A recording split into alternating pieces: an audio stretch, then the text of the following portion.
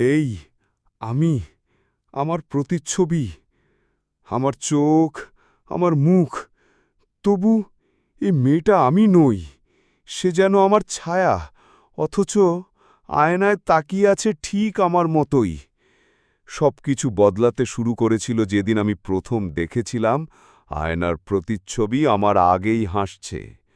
আমি চুপ ছিলাম, কিন্তু ও হাসছিল। তুমি তো হারিয়ে গেছো, তোমাকে আমি ভুলে গিয়েছিলাম, তাহলে আবার ফিরে এলে কিভাবে?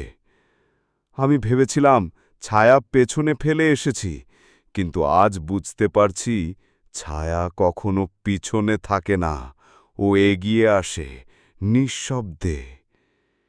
সেই জগতে আমি দৌড়েছি, একটা ঘর, শত শত আয়না, প্রতিটি আয়নায় একটা করে আমি।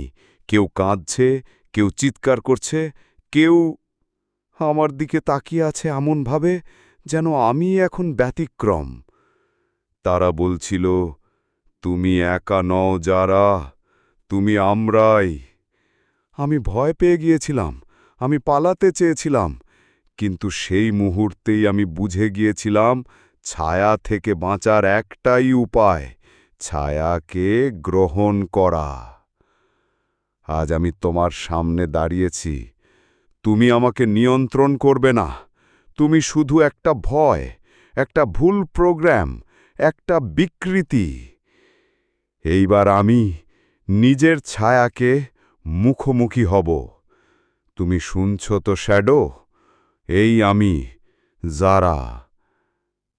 সব ঠিক আছে, তাই তো?